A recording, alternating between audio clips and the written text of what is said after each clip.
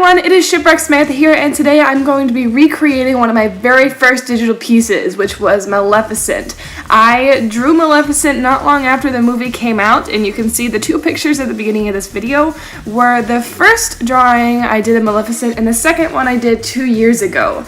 The first one was actually an attempt at realism and didn't come close, and the second one was an attempt to be more stylized, really for the sole reason that I knew I did not have the ability to do realism and didn't feel like putting in the effort, and so I was like, oh, I'll just do it stylized and not try to look realistic so it won't look weird. And so I decided this year to create Maleficent again to see how far I have progressed, and I will say I am so happy with how this one ended up.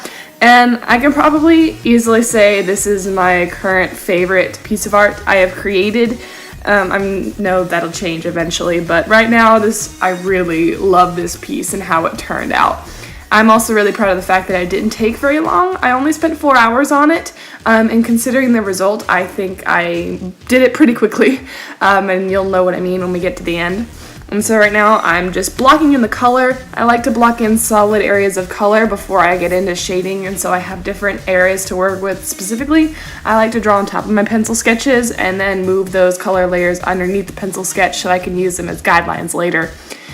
And I originally actually gave Maleficent a bit of color to her skin, because you can see in the photo she is actually completely white, completely pale. And I just thought as a stylistic choice, I was going to give her a little bit of color in her skin, but you'll see later on I changed my mind and did change it to that pale look.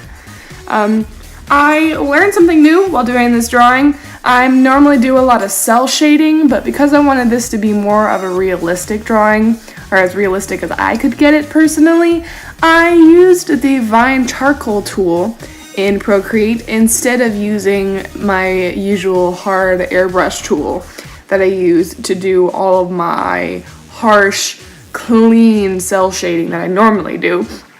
Because my style, as of right now, is very cartoony with outlines. Lineless cartoon work is mostly what I do, and so this is a lot different from what I normally draw. And oh, right there you can see I changed her skin tone to make it pale again, which of course you can see now that she actually has shading around her face.